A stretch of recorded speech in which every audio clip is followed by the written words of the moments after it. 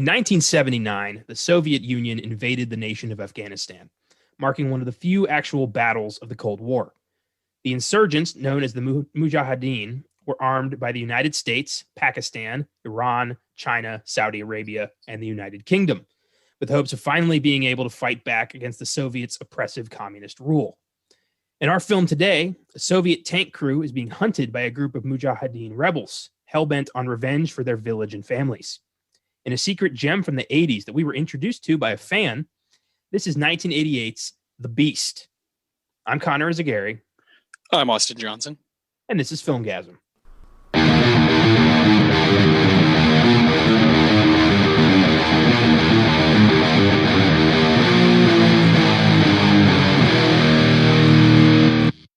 Happy Wednesday, listeners. Welcome to the 120th episode of the Filmgazm podcast. Awesome. Unbelievable. I kind of weird to hear that, you know. Yeah, and I haven't been here in a minute, so I haven't been on Filmgazm, so I'm just like, whoa. Isn't that amazing? Obviously, I'm joined by my partner in crime, Austin Johnson, to dive into a film suggested to us by Filmgazm fan Nick back in October. Sorry it took so long, but we finally checked out your movie, and it fucking rocked. Great choice. Hell yeah. You know, yeah. I definitely feel a little bad about how long it took for us to just, you know, schedule it and figure out an exact time we could do it. We've got a lot of stuff going on all the time with our, you know, with multiple shows happening and just trying to plan stuff and catch things that are happening right now in film. And so when we finally did get around to it, it seemed like it found a perfect spot, right? You know, sneak previews is underway. We're 3 episodes in over there, and Oscar Sunday is totally taking on its own life.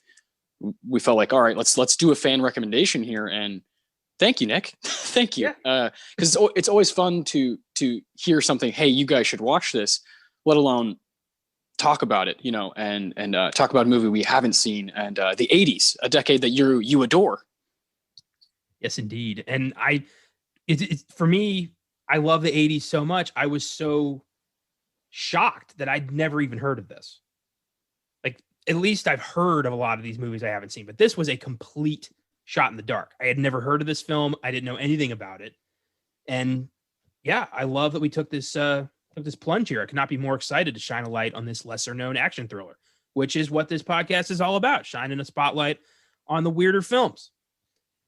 Yeah, exactly. And it is so fascinating that neither of us had heard anything about it, really. And what I found to be double fascinating was that the same director of Count of Monte Cristo.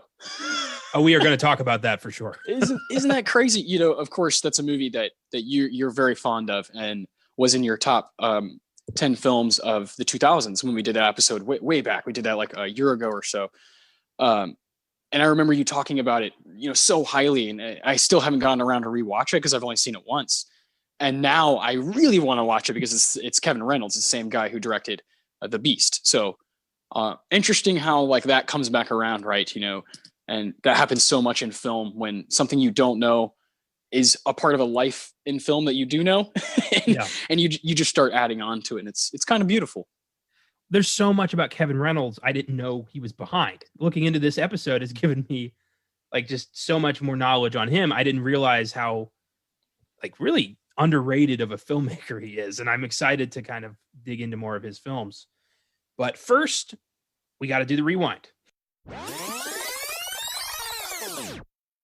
Today's rewind updates our 98th episode on the Toxic Avenger. This is pretty interesting. Trauma, yes. Trauma founder Lloyd Kaufman, who created the original Toxie, has sung the praises of the new movie's script. He is very excited. He said, quote, "Macon Blair knows Trauma better than I do. He's seen everything. He's seen the cartoon. He's seen the Halloween special. He's seen everything. And he loves our movies like Trauma's War and Terror Firmer. I've read the script and it's better than the original, and I leave it to him. If I'm called upon, I'd be happy to jump in." So that bodes incredibly well for Trauma purists if Kaufman is very much on board and excited. And I got to say, the more I hear about this remake, the more I'm getting a little excited myself. A little jazzed, yeah, getting a little jazzed. You know, of course, this is a huge movie to Filmgazm contributor Josh Allred, and one of his favorite movies of all time, and that's why we got to do it on the show. And That's why you and I got introduced to Trauma and have been exposed to this whole world of movie making, and Josh speaks super, super highly of Kaufman. And so if Kaufman's speaking very highly of this, this person, I feel like this does bode well for everyone involved and all the fans. I can't believe how, for me, I don't have this connection to Trauma, but I can't believe like what it feels like to hear a guy who's like a god to his fans, Kaufman, saying these things, like how exciting that is for it to be properly taken care of. And it sounds like you have a true fan at the helm, someone who truly appreciates what Trauma is doing. And that's what the fans want. That's what the people who are really all about Trauma and consume those films all the time. That's what they want to hear. So it's uber exciting in the horror community, and especially in the Trauma community. It's got to feel like the way we felt when we heard that John Carpenter was coming back to do the music for the new Halloween because he was exactly so excited about the script. Exactly. Yeah, stuff like that. Yeah, stuff like that. When someone is like, "Oh, hold on, this looks too good for me to not miss." I want to be a part of it, and that's exciting when you're a fan of something specific. Yeah, it's getting a significant budget. It's got like real names behind it. They're taking it seriously, which is crazy. And this could end up being something really neat. And we're obviously going to do it on the sneak preview when it comes around. But I'm psyched. Yeah, of course. Yeah, definitely going to do a whole episode, and we'll try our best to bring Josh in on that and let him explore what he knows best. Yes, indeed. So I had obviously never heard of The Beast before it was suggested to us back in October. Its title fluctuates depending on what you watch it in. Sometimes it's The Beast of War. Sometimes it's just The Beast. So we're going with the title screen on the film itself, which calls it The Beast. So that's going to be the title we choose for this movie. Oh, yeah. No, I was wicked confused when I was looking for it, on my Roku, like these fucking remotes, you can just like speak into them and they'll bring stuff up. So, I just searched The Beast of War, and at first nothing really came up. And I was like, what? And I realized I looked it up online, just on the simple Wikipedia page. And I was like, oh, it's just The Beast? What the hell? Why? What are these two other words that are just attached to it? And I always find that to be fascinating because it is not a foreign film with a totally different title. it's just The Beast or The Beast of War. And I found that to be confusing until I just started looking for 1988 Kevin Reynolds. And then, and then it popped up on Amazon Prime, which is where you can watch it right now for free if you are a Prime member. So go ahead and check this out, because it's definitely one of those random movies that I guarantee you haven't heard of. Even on Letterboxd, there's so few reviews for this movie. It's kind of insane, because normally if you find some cult movie, there's still like a bunch of reviews, people who have found it, at least thousands. This one, it's like less than 1,000. It's amazing. So in every movie community, I don't see a lot of people talking about this movie. And then you see the budget that it had, it was decent. And then you see in the box office, it made less than $1 million.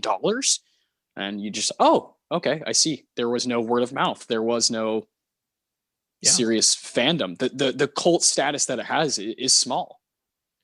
Well, this was a film made like it made you sympathize with Soviets during like the Cold War, during the Reagan administration. So I get why people were like, fuck this, in America and overseas, because it takes a very controversial stance on the Soviet invasion of Afghanistan.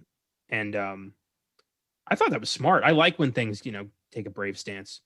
But oddly enough, that the title mix-up brought me down a really weird rabbit hole of alternate titles of American movies in other countries and how lost in translation so easily. And there were some bizarre ones. My favorite one was a translation, I think a Danish translation of Die Hard with a Vengeance. And the Danish version of this is Die Hard Mega Hard. I love how honest that is. So yeah, look those up. Just poorly translated American movies. Fantastic. Mega. mega hard. Like it's this is the Bruce Willis movie that went to the porno route. God damn it. Die Hard 5, like a rock. Yeah.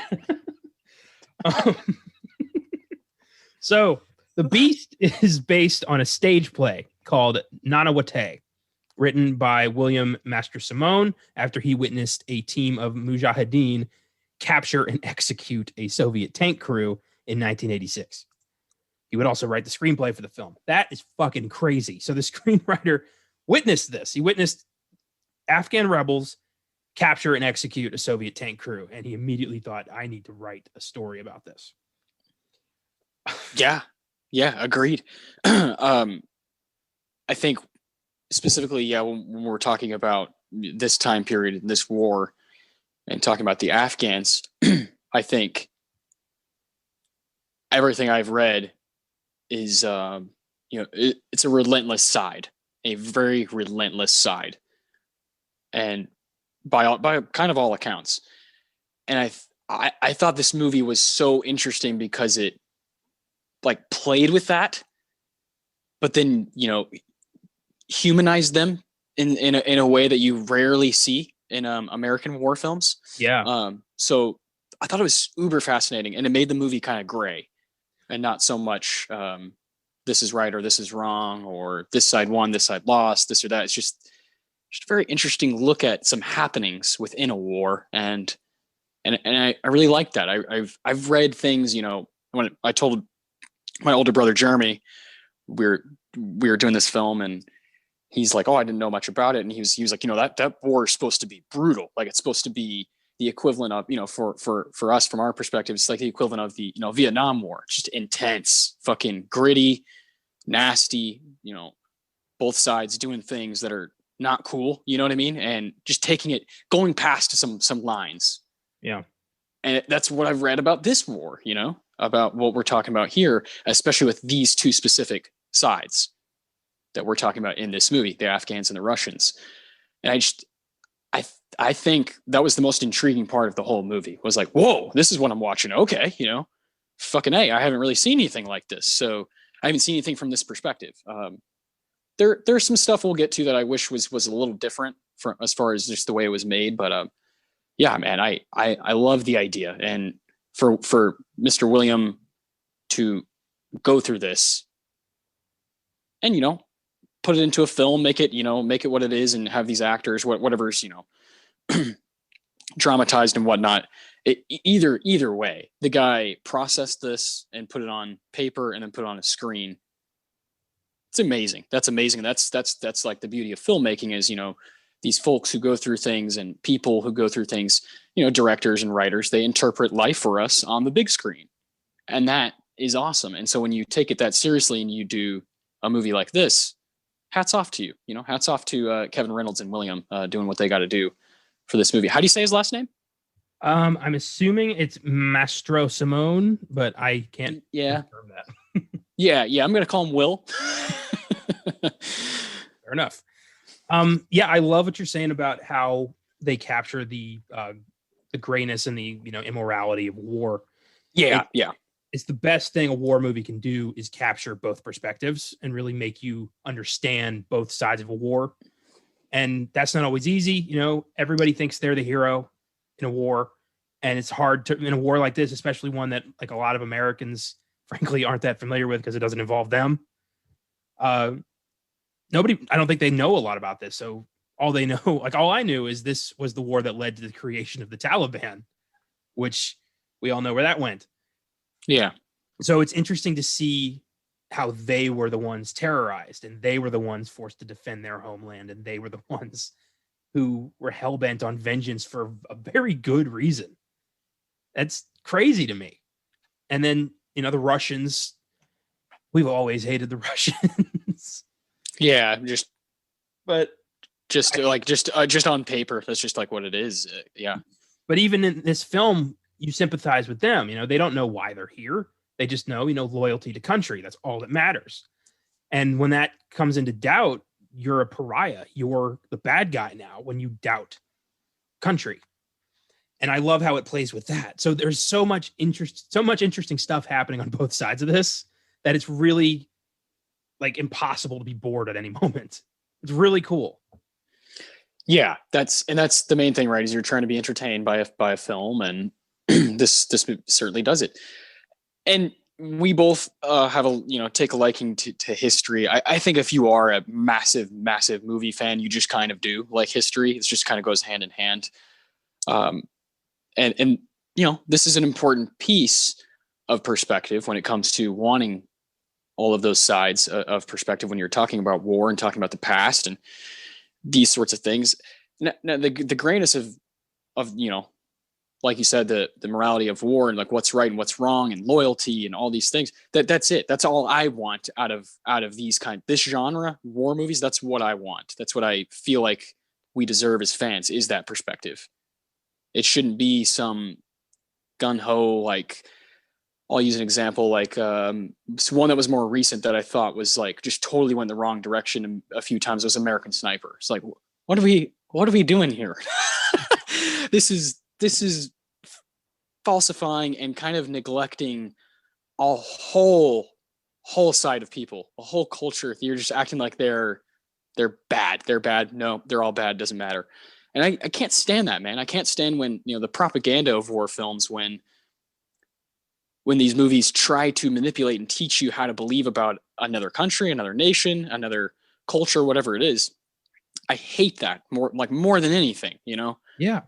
Is when a movie not only falsifies something, but really tries to make you take a side and pushes you one way or the other. Of course, American war movies have done this like just time and time again. I think you and I get really excited when we finally do see something pure and fair. See, that's why I loved Lone Survivor, because it did that. Yes. Yeah. Okay. Lone Survivor is a more recent one that's actually, yes, I think is actually good. And they did some things technically there, like that's just some of the stuff with the actual weaponry in that movie is like, whoa. I mean, it's very realistic, that film. Yeah. Yeah. So yeah, I think, there is a right way and a wrong way to do it. It's just the first war movie we've done on this podcast. To my knowledge, yeah. I mean, we've talked about some stuff I think on like Oscar Sunday, like Apocalypse Now and whatnot, but I don't think we've ever just straight up covered a, war movie on Filmgazm. Yeah. Cool. I just realized. Yeah, well, we did, we didn't do animated for a long time, and shit happens when you're looking at a genre as broad as horror, and then for us, we've opened up to all genre films now. Yeah. It's just, there's so much out there. It is. Yeah. This is an endless project. Yes. Which is why we're doing it, and we'll be around forever. Yes, indeed. So The Beast was directed by Kevin Reynolds. It was only his second film after 1985's Fandango. He would go on to direct Robin Hood, Prince of Thieves, Waterworld, 187, and my personal favorite, The Count of Monte Cristo. He also did the Hatfields and McCoys miniseries. Like, this dude has been under the radar since the 80s. And I just don't get why people don't know him well enough. The Count of Monte Cristo is such a fucking masterpiece. I don't understand why it's not like so celebrated. It should be. And this guy should be talked about. I mean, I have my own issues with Robin Hood and Waterworld. I haven't seen yet, but I've heard stories. Yeah. But it's prime pickings for Filmgazm though. Holy shit. But I think that's more of a Costner problem than anything else. Yeah, I've never really been a big fan of Costner's at all. But you bring up such a great point about Reynolds, that he's like, clearly that's a run, from 85 to 02. That's worth the conversation. And there's so many filmmakers that we have found that just get lost through the cracks. And it sucks, but it's how it is, because there are guys here in, like, the American conversation about movies that they're never going to be out of the conversation. The current guys, like, the Paul Thomas Andersons, the David Finchers, the Quentin Tarantinos, the Spike Lees, all those, those cats. And you go back, Steven Spielberg, keep going, whatever. Those guys are always going to be at the top of the conversation, and nobody ever wants to go past that.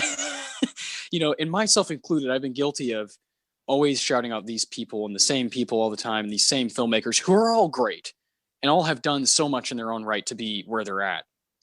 Made, you know, multiple awesome movies. Some guys have made multiple masterpieces, but there's filmmakers like a Kevin Reynolds, who, just because he hasn't contributed 10 great movies doesn't mean he shouldn't be in a conversation or be brought up. Someone who I talked about on Sneak Preview that I really do think should be in that kind of American conversation is Kelly Reichardt, right? You know, is a woman who's just kind of just dominated to me for almost 25 years, or I guess a little over 25 years now, if you're counting her debut, River of Grass. Like, I think she's one of the most talented American filmmakers during that whole time. And, you know, I want to have conversations like this about, you know, obviously Kevin Reynolds during the 90s. Holy shit. Leading up to 2002, your favorite. I like looking at these kind of directors and being, you know, holy shit, there's so many different levels to this, you know, so many. And I'm very keen on, like you said, seeing Waterworld. And I really can't wait to rewatch Monte Cristo. Well, if I look at just three of his films, The Beast, Robin Hood, and Count of Monte Cristo, Kevin Reynolds seems to be the secret king of revenge thrillers. Oh, no kidding. Because all three of those films are, you know, heavy on revenge. It's central to the plot. This guy is so good at that. He's so good at satisfying revenge stories. Yeah, I want him to get more work. I really do. Yeah, well, what's he done like most recently? Risen, a film with Joseph Fiennes from a few years ago about the resurrection of Christ. Holy shit. He's from fucking San Antonio, Texas. No shit, really? That's where he was born anyway. What the hell? Yeah. Oh yeah, because he his parents were in the Air Force, or his dad was in the Air Force. Makes sense because San Antonio is heavy on military. We have some bases here, so. I fucking love this guy. Isn't that crazy? Yeah, right here. He was born 1952. How about this? January 17th. just a few days ago. 1952, San Antonio, Texas. How about this? This is amazing. I'm just now finding out about all this shit. This is crazy. Kevin Reynolds. Fandango, that would be his directorial debut. I want to see that. I have that. I have Fandango. Fuck yeah. Have you seen it? I've not. I didn't know it was Kevin Reynolds. He wrote it too. Yeah, dude, let's see it. So 1985 Fandango. What's this about? Comedy drama. It's got a 6.8 on IMDb. Okay, I can play with that. Can rent on Prime for $2.99. Stars Kevin Costner, Judd Nelson, Sam Robards. What the fuck? I'm in. This is awesome. Yeah, discovering a new director. Thank you, Nick. Yeah. This is really, comes all back to Nick and his recommendation, because we wouldn't have found all this out. Thank you. Beautiful. Let's talk a bit about the cast. George Dzundza stars as Commander Descal, the psychotically loyal to country tank crew leader. Dzundza has also appeared in such films as The Deer Hunter, Crimson Tide, Basic Instinct, Dangerous Minds, Above Suspicion, and he voiced Daily Planet editor Perry White on Superman the Animated Series. So he's had a hell of a career. I recognized him. I didn't know how, and it was Superman. I knew that voice. Perry White. That's it. Yeah. That's Caesar's ghost. What'd you think of him in this? It's fucking crazy. He's such an evil piece of shit. You're tankers.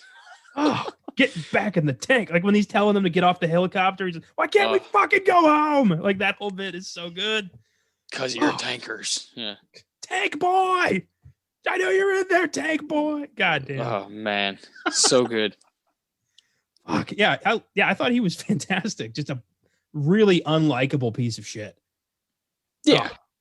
Yeah. This is like the idea we have for the Russians. Yeah. Yeah, pretty much. Yeah.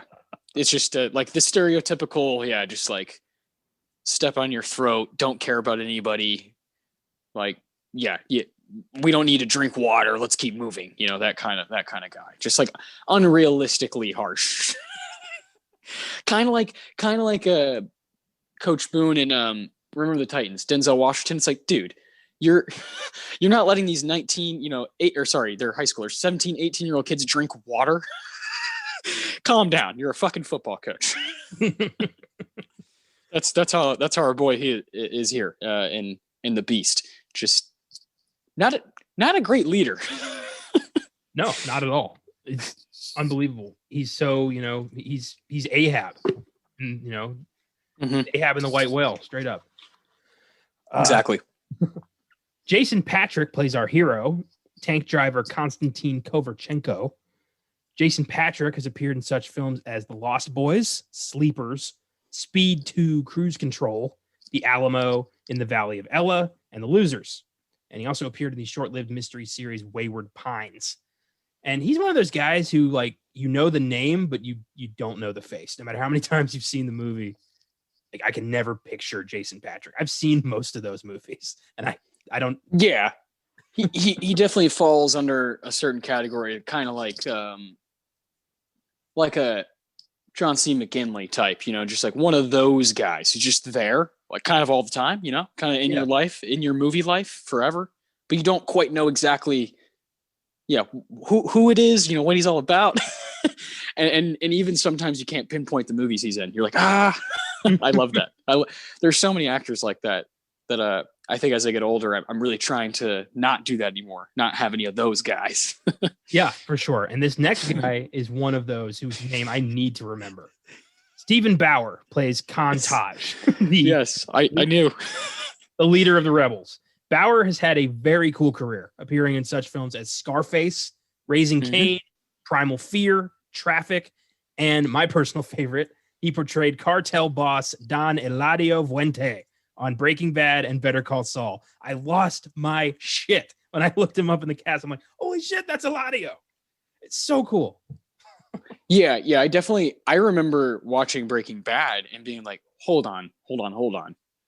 Is that the fucker from Scarface? And then to have that moment happen sort of again, but further back, because before, it was, I seen Scarface from 83, and then I watched Breaking Bad from the 2000s, and I'm like, wait a minute. But this time it was, I have him as Don Eladio on my mind as the older guy who's kind of overweight. And then, now I'm back to younger, to 80s Bauer. And he has a way, obviously, of looking like he's from everywhere, anywhere and everywhere. Had I not known that it was Steve Bauer, I had just watched this film and been like, oh, who is that?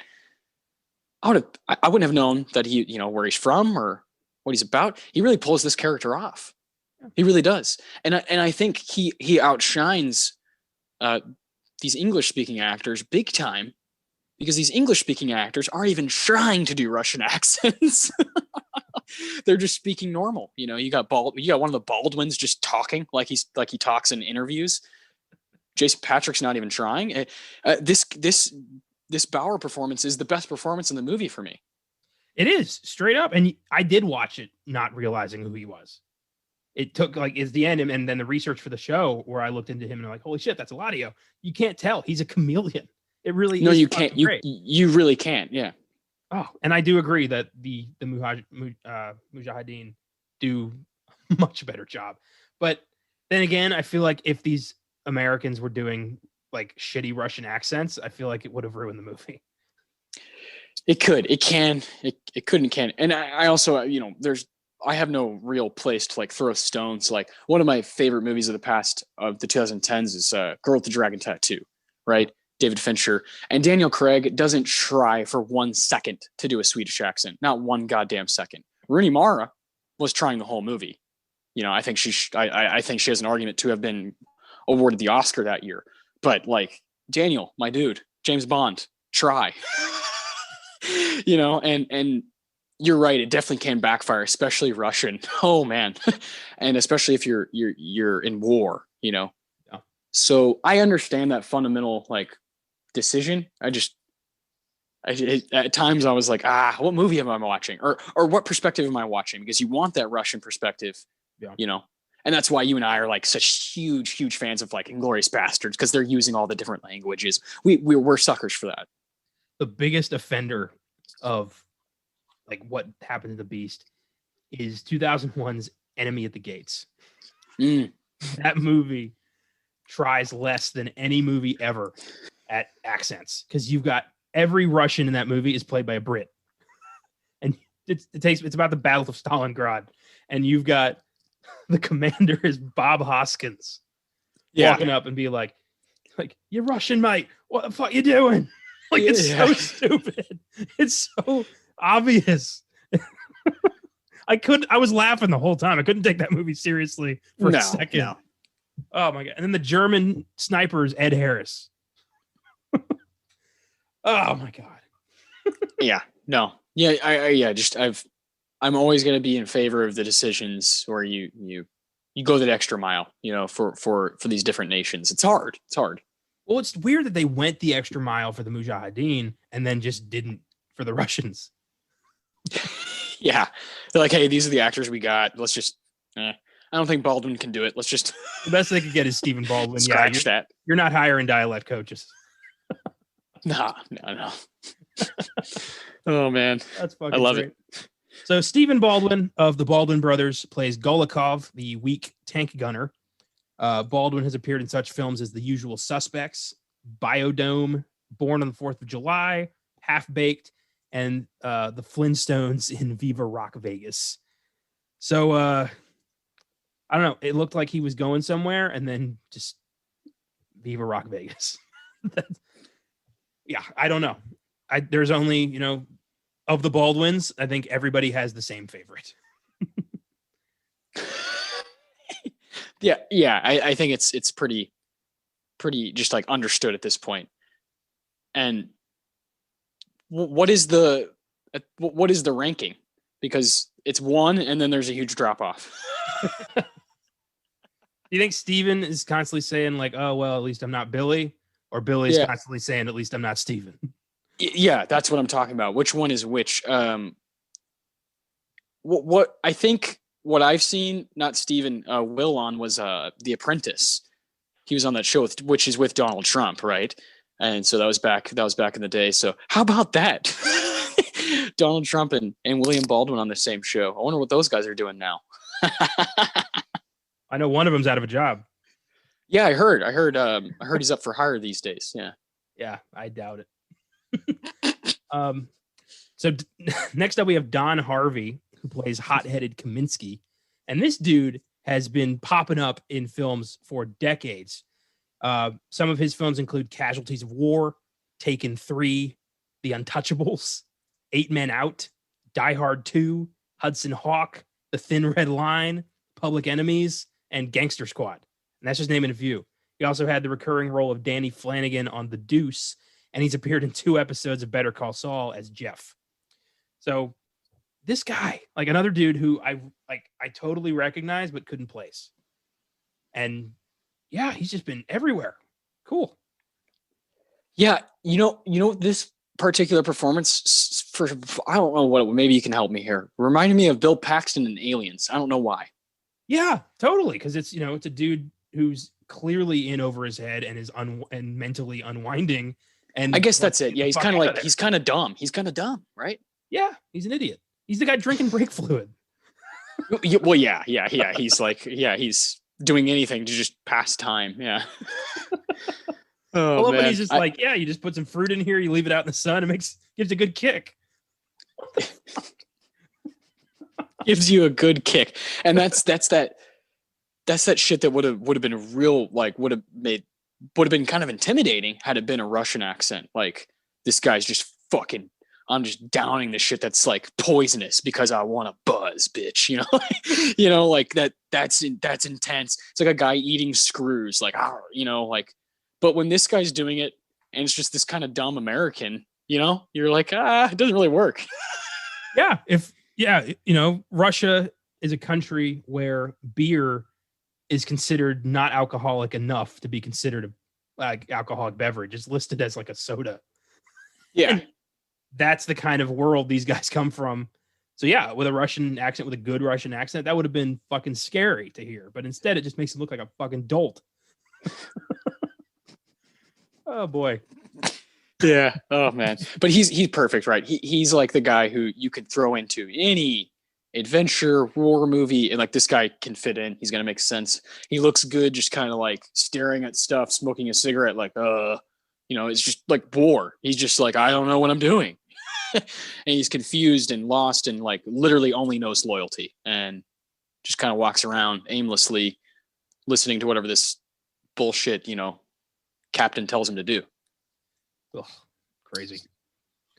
Indian actor Kabir Bedi plays Kantaj's uncle Akbar, and he's been in quite a lot of Indian productions with over 127 credits. But his biggest claim to fame in the West is as Bond villain Gobinda in 1983's Octopussy. And another thing I didn't realize till I looked at the credits, I'm like, that's fucking Gobinda. I remember that guy. And Octopussy is one of Roger Moore's later entries. It's not great. It's not terrible. It's a disgraced Soviet colonel or general, Soviet officer, and a exiled Indian prince team up to nuke the Iron Curtain so that the Soviets can take over Europe. And there's a circus involved and a Fabergé egg scandal. It goes pretty much all over the place. But the finale sees Bond and this guy Gobinda fighting hand-to-hand combat on top of an airplane that's in the sky. So that was pretty fucking crazy. Jesus. Yeah. They tried to make him kind of like Oddjob from Goldfinger. Like he has the scene, Oddjob has a scene where he crushes a golf ball with his bare hands. So like, I'm strong. Gobinda does that with a pair of dice. So cool. Yeah, it's not the most culturally sensitive Bond film. You probably tell that from the title alone. Yeah. They weren't really, at that time, that's not what they were going for. Yeah. No, it took quite a while for that to happen. Yeah. Character actor Eric Avari plays Samad, the Afghan turncoat who has joined the Soviets. And another guy who I've recognized for years. He's appeared in such films as Independence Day, Stargate, the Planet of the Apes remake, Daredevil, and oddly enough, last week's podcast topic, The Mummy. Yes. So cool. Yeah, he's another guy who looks like he's from anywhere, plays a lot of different cultures, plays Indians, Greeks, Brits. Like he's just all over the map and he always kills it. I think this guy's awesome. Yeah, he's born in India and just like a total chameleon character actor. And if you see his face, you're going to recognize him. You've definitely, like you said, you named some of the films and he's been all over the map. I love that he was in The Mummy. You guys got to do that last week and it's a really cool episode. And I know a special movie for you. Pretty wild IMDb page for Eric Avari. I encourage people to go look at it because it's very, very long. All the weirdo connections we've been randomly getting between all the films we've been doing on all of our podcasts. This whole thing's turning into one big game of Kevin Bacon. Yeah, 100%. Yeah, 6 Degrees of Kevin Bacon is what the Filmgazm is going to change its name to. It's crazy. It's like every movie we do has some like little tiny connection to last week that we don't even plan. It's awesome. So The Beast has an IMDb score of 7.3. Very respectable. However, it does not have a Rotten Tomatoes score, which is really odd. Almost everything has a Rotten Tomatoes score. It does have an audience score of 85%. So good reviews pretty much all around. It grossed only $161,000 on a budget of $8 million. So unbelievable bomb. Huge. I don't know how Kevin Reynolds got the job to do anything else afterwards. Honestly, that is bad. That is, trying to make a $8 million movie. That'd be like making Little Miss Sunshine now. Just not making a fucking dime. That's now obviously not what you want, and it can like ruin your career. So whatever happened, I'm not sure. And maybe one day, I will find out at some point. Something must have happened because he was given another chance and he rejuvenates his entire career with Robin Hood and then does Waterworld. So very curious how that all worked, because there's a gap there where, you'd be very unsure about Kevin Reynolds' career there for a minute. It is odd. I mean, to bomb this hard and then to be put on a big budget, like surefire adventure hit like Robin Hood. Maybe Kevin Costner went to bat for him. Maybe he was a fan of The Beast and he's like, I want that guy. That could be what happened. Very, very much so. You know, and maybe maybe Fandango did something, and people were like, oh, "Okay, this isn't, What? the beast isn't the real numbers." And I read something in Kevin Reynolds' trivia that might explain this. So, okay, beautiful. yeah, he helped Kevin Costner direct the Buffalo Stampede sequence in Dances with Wolves. So they were buddies. Oh, well, there you go. Yep. Kevin Costner could basically say whatever he wanted during the 90s and it was going to happen. So, yeah. He just couldn't say it with a British accent, as we saw with Robin Hood. No, that didn't matter for old Kevin Costner. Kevin Costner, another guy who just didn't ever have to try to do anything other than his own normal, boring voice. You know, like what's up with that? Guys, there's a lot of guys who don't get away with that these days. They would get, like Rami Malek didn't even sing and he got annihilated by people. Bradley Cooper did sing and people annihilated him because his voice wasn't good enough. Like you can't get away with this shit anymore. You simply can't. Kevin Costner would not. I just don't think he'd be a star like he was when he first started out back in that during that era when folks just weren't paying attention as much. Well, he clearly has him. He's been typecast as like the coach with a drinking problem.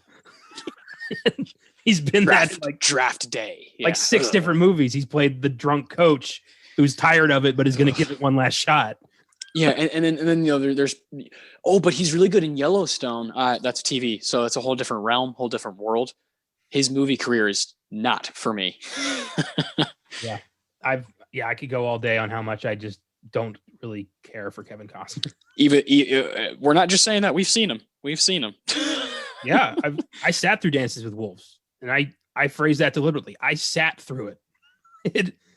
It's a 3-hour self-indulgent, boring haul that somehow beat one of the greatest American films of all time at the Oscars. I'll never let anyone live that down. I'm going to bring that up as often as I can. Oh, it's I would say that those back-to-back years are possibly the two worst decisions of all time. To deny Do the Right Thing and Goodfellas back-to-back years? Are you fucking batshit crazy? Stupid, really stupid. So, despite all this, massive bomb, not very well known. The Beast has survived as an underground cult favorite that some people have discovered and then passed on to other people. It's a word of mouth movie, and that's exactly how we found out about it. And that's exactly how I'm gonna keep telling people, hey, you should check this out, especially people who like war movies. I got a buddy, his name's Kelly, and that is his genre. Is war movies, and I immediately was like, dude, check it out. It's on Prime. Like this is, and he's like, okay, yeah. He doesn't really watch a whole lot of stuff, so I feel like this has a specific place to live and breathe right now. Yeah, I hope people check out this podcast and then learn about this movie and go check it out. I would love to see this have a Rotten Tomatoes score eventually, just from enough people reviewing it on that website. Yes. It literally just needs more reviews and more opinions for it to be a legitimate, like documented film with the Rotten Tomatoes. Yes. All right. So with that, let's talk a bit about some highlights from the film. Yes. So when I first started watching it, I thought it was very weird that I was rooting for the Taliban, where we see the Soviets just massacre their village with this tank, and then the Khan, understandably wanting revenge. They killed my whole family. I want them dead. Relatable. We've seen that in so many different movies, but never quite from this perspective. And how about that scene where they just crushed the rebel to death with the tank? Holy shit. That was one of the most brutal torture scenes I've ever seen in a movie. Like, God damn. Yeah. And, this is coming from a couple guys who have seen Itchy the Killer. So we've got credentials to back this up. Like this is yeah, man. There's a level of realism to it that makes it scarier, makes it more brutal. And a good war film is going to embrace that stuff. As dark and hard as hard as that is to say, it's going to embrace those torturous moments, those kind of primal moments, where a man makes a decision to take down another man, in the heat of battle, and that shit's like, mesmerizing. Like, you can't look away. You're watching evil. You're watching evil. You're watching darkness at war, but you can't look away when it's on screen, because this is stuff you don't see. That's why war movies can be so popular. This is stuff that happens all the time that we don't see. I think a lot of people like to get a little insight on that, and which is why I think this movie, again, has a serious place. Feet first. Yeah. I obviously would want to go head first, because then I'd be able to die right away. That is having just like your legs or feet crushed is like one of my worst fears. So for that to happen right as I'm about to die, I think I'm good. I don't think I want any part of either of these sides, man.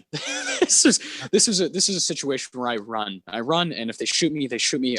I couldn't be in this spot, man, on either side. This is brutality. Straight up, man. Straight up. Yeah. And then it's interesting how the Khan never finds out it was Constantine who did that. Mm-hmm. Like, to his own brother, he never finds that out. That's part of the thing, right? That's part of the grayness of it, is like,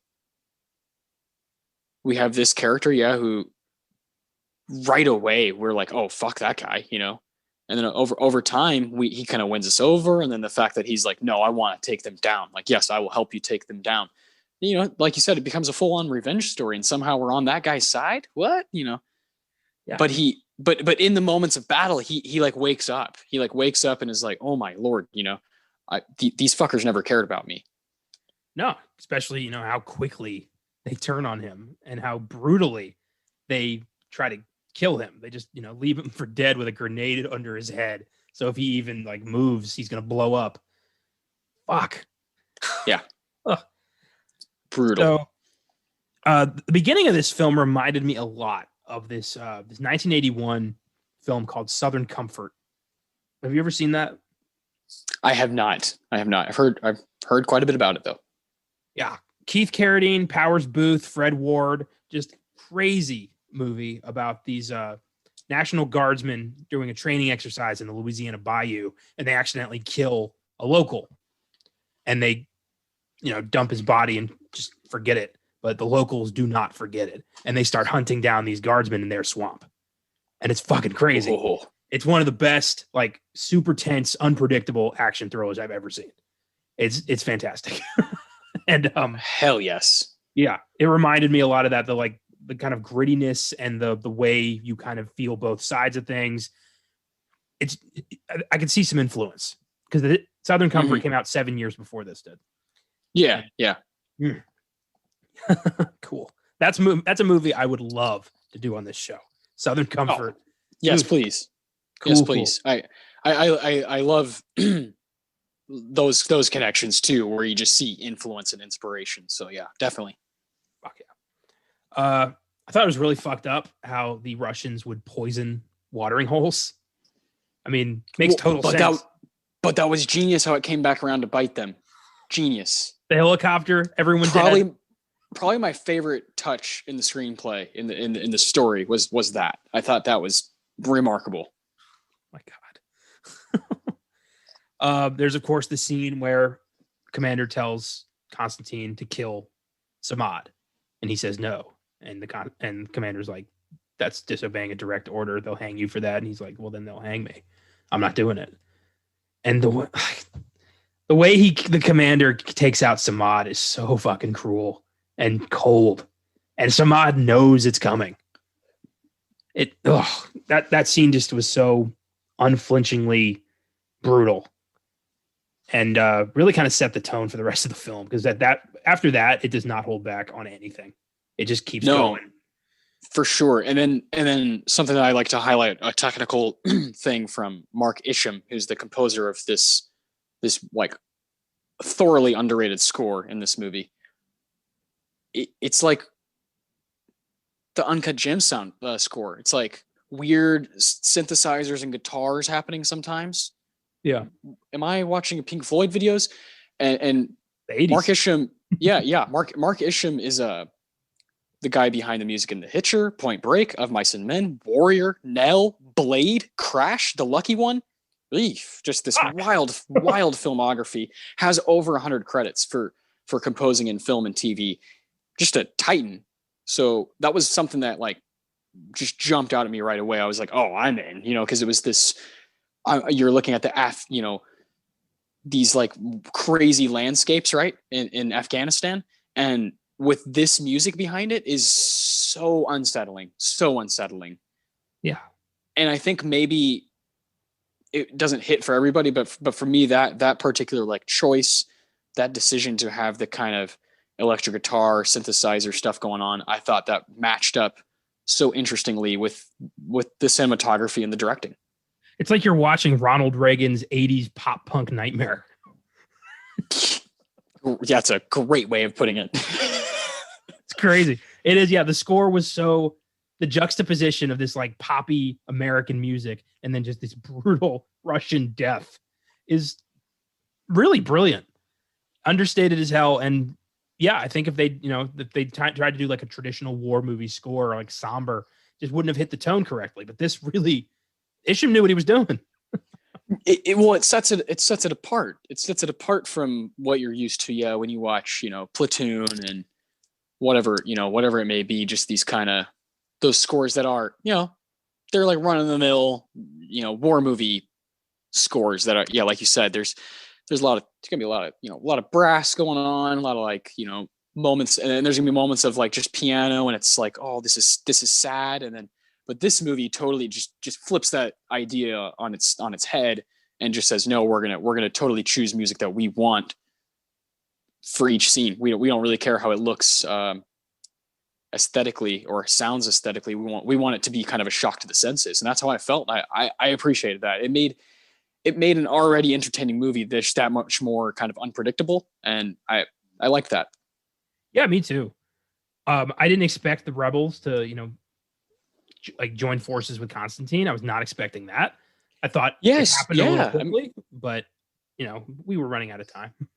No, yeah, truly. I think they did. I don't want to say the word waste because I think the movie is a good runtime. I think the 2 hour, just under 2 hours, is good for this movie.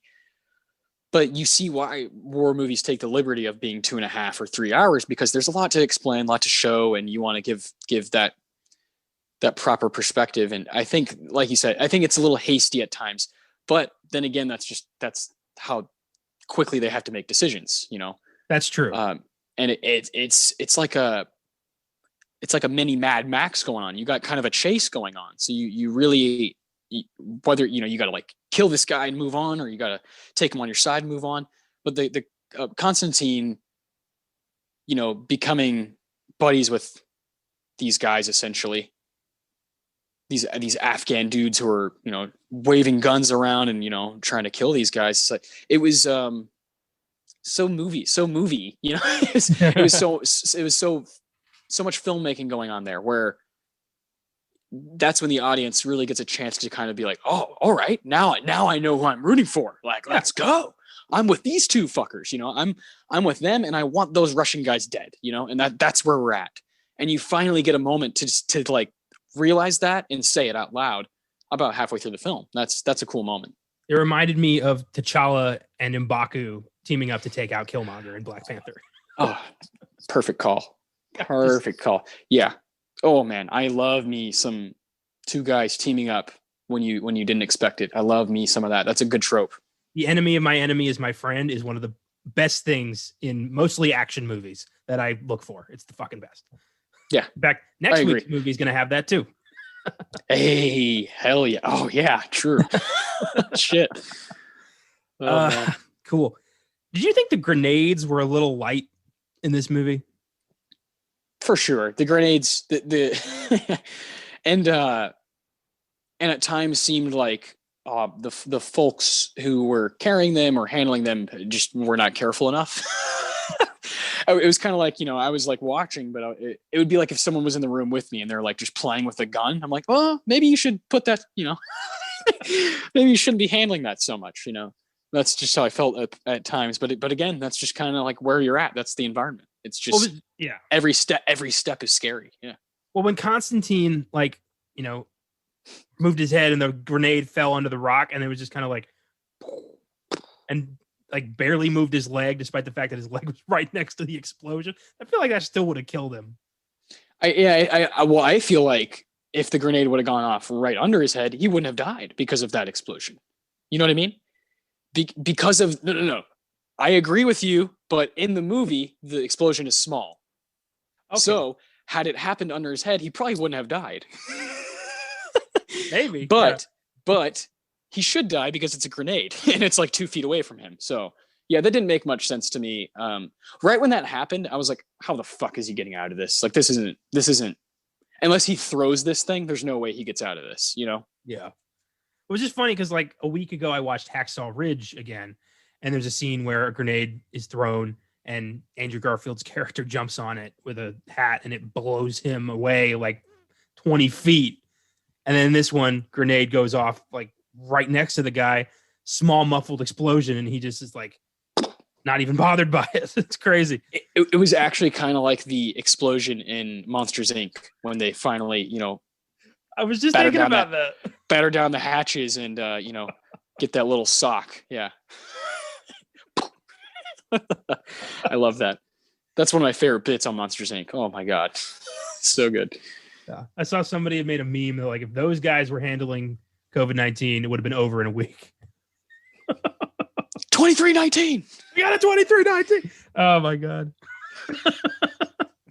Poor George.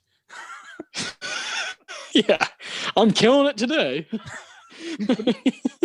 Oh my God. But masterpiece. So I love the kind of journey of Dascal and his people, how they get to the pass and there's this just giant fucking canyon blocking their way. And that moment where they stand there like, fuck, what next? What do we do? And for them, like for rescue to come and then for Dascal to be like, no, we're not taking the rescue. We're doing this. So get the fuck back in the tank. Like, God, I've never seen anybody work harder to alienate his men more than this dude. Like, yeah. And what's the reasoning for you, man? Like you really are hung up on Constantine that much, or I don't know. Well, no, I think at that point, like he talks about how he was, he was taking out tanks in Stalingrad when he was a kid and how he remembers the Nazis and how he, the Russians are trying to maintain order in this world and only, he's been put in charge of this tank crew and this is his moment to, give glory to, I think, the 80s. So Gorbachev? Soviet. Yeah. So yeah, it's just personal hubris and just also a lot of PTSD. Yeah. I thought a lot about George C. Scott's performance as Patton in 1970s Patton. Just he's evil Patton. Yeah, I'm gonna be on that field. Yeah, exactly. You're gonna get me out in that battle. This is what I was born to do. That's a pretty good George C. Scott. Thank you. I for sure thought of him a lot, and I think Scott has set the bar for war movies as far as commanding kind of douchebag generals. Like he sets the bar for me from what I've seen. There's no man who's been as intimidating or as frightening or as annoying all at the same time as him. As his role as Patton. And that comes down to fucking Coppola's screenplay for that movie, how it's just so perspective driven and so gray and never allows you to totally root for the guy but never hate him either. And that's genius. Yeah, for sure. Definitely. And he brought that same level of storytelling to The Godfather. Yeah, to the whole Corleone. Yeah. I mean, that's that's really special that he's able to he obviously has a gift in that, like Reynolds has a gift in revenge stories. Oh yeah. So with this, broke ass tank, no ammo, no water, no brake fluid because fucker kept drinking it. They just turn around, and the two other guys are like, "We're gonna die out here," and Pascal's like, "Then we'll die for Mother Russia, asshole." Like it's this is a suicide mission now. And it's just bonkers. And I love that they just like they become the hunted. It's so cool. God. Oh yeah. I mean, I'll never ever forget the shot through the binoculars, and you just see these people just fucking running, and Constantine's like at the front, like motherfucker, and you can't help but like get chills, and you're like, I want to run next to them, let's go.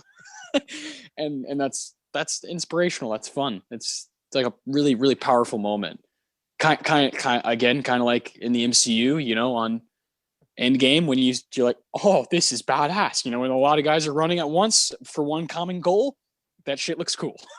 Oh, hell yeah. And then it is a satisfying conclusion. Constantine like Molotovs the tank and traps him in there.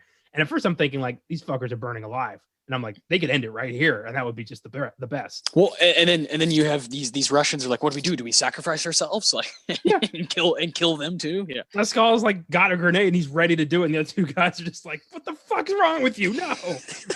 Putting the pin back. Yeah. I surrender. Yeah. Oh man. Epic. And then when Constantine begs for their mercy and the Khan obliges, he tells them, go. Like they became really like comrades, Khan and Constantine. It's weird. And Constantine says like my favorite line in the movie to Dascal, how is it that we're the Nazis this time? Yeah. Man. And you can tell in Dascal's eyes, he's like, wait a minute, what? Like he has a moment of doubt. It's just, oh God. Yeah. This is such an underrated, underappreciated movie. I'm really glad I know about this now. Yeah, same. I feel a certain way about, I just start smiling when I get to experience a movie that I'm like, nobody else knows about this. And yeah, not nobody, our boy Nick does. And I'm sure there's people out there, who would go to bat for it, because like you said, the audience score, the few letterbox reviews, they're all positive. They're all like 8 and above, 85%, 90%, whatever. They're all like high passing grades, basically. No one's just like, this movie's mediocre. This movie's fine. This movie's whatever. If you watch it, you like it. It's basically that simple. It's kind of amazing. Yeah. And in the end, it's the women who fuck them up. I love that. Oh. The women who've just been on the outskirts of the story are just like, motherfucker, you die. Just rip Dascal apart. They come back to the Khan with his bloodied clothes and blood all over them. That was the best. Yeah, that was the best. What the fuck did they do to him? And not only that, but they fucking blow that fucking hillside off, like basically a mountain, to where these rocks start piling up, to where the tank can't do shit. And what was that main lady's name? She was incredible. I was like, that woman, that woman, that's a ride or die right there. She will kill for you. Oh my God. That's fantastic. Here, I'm looking up her name now. Yeah, I cannot remember her name in the film, and I obviously don't know the actress's name. The actress's name is Shoshi Marciano. She played Sharina. Yeah, Sharina. Yes. And yeah. From the beginning, she's like, I'm gonna kill these sons of bitches with or without you. I love that. I love that. That's the story you should have been paying attention to the whole time, because then in the end, they're the ones who fuck up the Russians. Yeah, and it is kind of like that throughout. Like, pay attention to each character's actions, because there's so few characters in the film, but if you lose sight of one of them, you lose sight of the whole chase. So I think there's some really, really amazing stuff happening there within the screenplay and just the direction altogether. And in the end, it does, seeing Dascal's just bloodied clothes and knowing that they wrecked him. It's too much for Constantine. He goes home. He gets airlifted by the Soviets. He's like, I can't do this anymore, and just fucks off. I love that. In the end, like the Khans, come back, and he's like, no, because he knows like he's next. Like those are not going to let him get away with this. Oh man, yeah. He's pretty careful. And that shot of him riding off with the electric guitar as he's just kind of holding his gun, and just kind of riding off. It was like, oh, this is fucking kick ass. And that helicopter reminded me, again, I'll bring up that that first bit. So at one point, you know, like you said, there's the rescue team, the helicopter rescue team, and these Russians come in. They're like, all right, you know, we're going to save you guys. And then, you know, like you said, they don't take it. The tank keeps moving. And later on, those guys drink water. The people in the helicopter drink water that was poisoned by the other Russian characters. So the Russians were poisoned by Russians. And the fact that Constantine gets to ride off in a helicopter and those guys don't was also another nice touch. This movie does what a lot of movies that I love do, where it just keeps kind of playing on top of itself. Yeah. It kind of layers itself without, it doesn't need any outside references or outside. It just kind of keeps playing on top of its own movie, its own script. Yeah. And I think we got something special here. And I think rewatching this movie will make me fall in love with it even more, you know? That idea of, you know, kind of a movie folding back into itself and referencing itself constantly. I call that the Edgar Wright effect. Yeah. Perfectly said. Yeah. Because he does that shit all the time. Like his Cornetto trilogy is nothing but that. Yeah. It's I wish I could write like that. I really do. That is the coolest way to write a story. Just constantly like building your own little world like that. It's fucking great. Just bam, bam, bam, bam. Yeah. Yeah. Like you said, folding is such a good like image of it. Cause it isn't reaching or taking from something else. Like even some movies I love, you know, it might be taking, you know, some influence from something else. And it's very clear that it's kind of copying that, or it's doing this. I don't see that here. I see folds. I see it folding over itself over and over and kind of staying true to itself over and over. And for that, you know, for that, that's why I give it an 8 out of 10, you know, like it gets a solid rating from me and could go up because it does that over and over. Do I not love that the actors aren't doing Russian accents? Of course. I wish they were, but it does not take away from the story. It really doesn't. No, it doesn't. It's actually kind of amusing to hear just, you know, George Dzundza going like, you know, they're fucking rebels, like in this super like Northeast accent. It's funny as hell. Yeah. You're tankers. Yeah.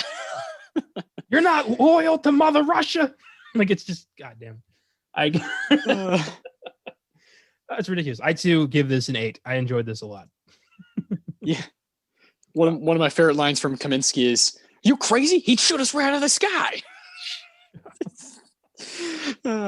Beautiful. Just sounds like a young, like American, you know, little soldier.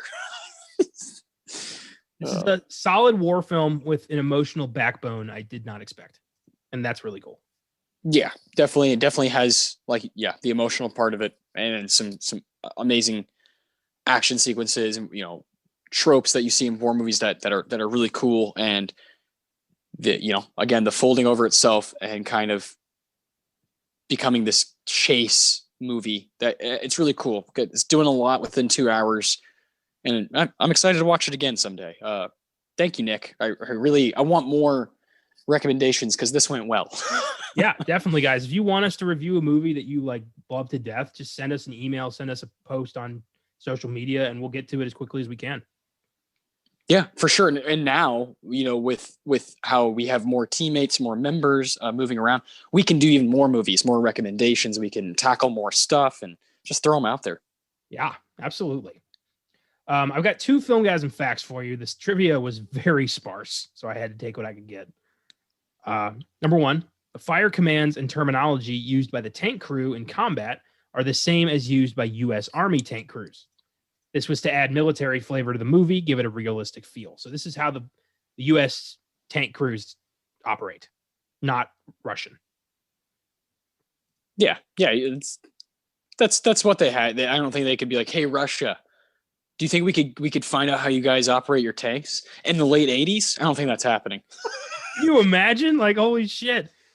So they're still recovering from us beating their asses in the 1980 Olympics. So, you know, the story of this movie would be how a film crew was, you know, disappeared and found in pieces in Ukraine. Like that would be the story of the Beast of War. My God. Yes. Number 2, when the film was started at Columbia Pictures, David Putnam was head of the studio. By the time it was released, Putnam was out and Dawn Steele was head of the studio. As a result, the film was released in a small number of theaters under the title The Beast. So I think this was a change of studio thing where the original head was like, we're calling this the Beast of War. And the new studio head was like, no, we're calling it the Beast. And then by then, production had already happened. So they just did what they could. I bet that confusion is what fucked up this film's box office. Similar to, Birds of Prey and how that kind of just like had no idea what to call itself when it should have just been like the Margot Robbie movie.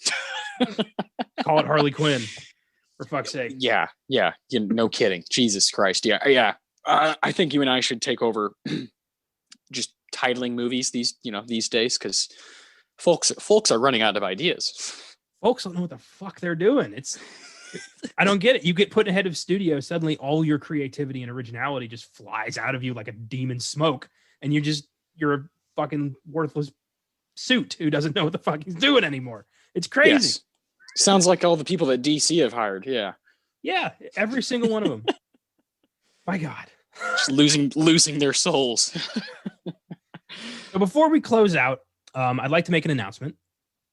Austin will be taking an indefinite hiatus from the Filmgazm podcast to focus his energies on Oscar Sunday and the sneak preview. Don't want to be stretched too thin, and we've got enough backup people to kind of redesign the way we do the Filmgazm podcast now. In his place, frequent flyers Josh Allred and Julie Cervantes will be trading co-host duties on this podcast going forward. So it'll be Josh one week, then Julie the next week, then back to Josh, and so on, starting with Julie for next week's episode. But don't fret, you'll still be able to hear Austin's unique take on film on our other two podcasts, Oscar Sunday on Sundays and the Sneak Preview on Mondays. Thanks for listening to the show thus far. Things are about to change, but change is a good thing. Can't wait to see what weird, fun films Josh and Julie bring to the table. And Austin will pop in from here on out, randomly on big, significant things, anything that kind of catches his eye. Yeah. I think like, here's an example, right? I had the last one I was on was a pretty depressing episode, Song of the South. Yeah. That was episode 117, and then I was not on 118, which was Bill and Ted. Yeah. And then 119 was The Mummy, and that was Josh. So we started to get into the swing of that, move that direction where Julie and Joshua will really take over, this show with you. It's a little sad because this is the show that we started with. For a while, this was the only show until last June. So there was over a year where you and I were just doing this show.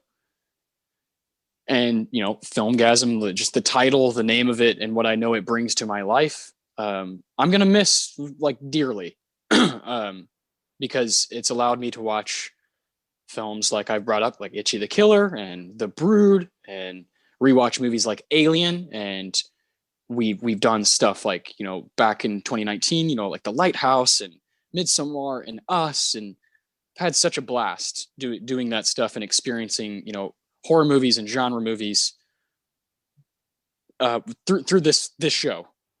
But I think where I'm best suited and where my skill as far as taking on stuff and kind of talking about it and making some content, I think my heart lies with Oscar nominated films, with kind of the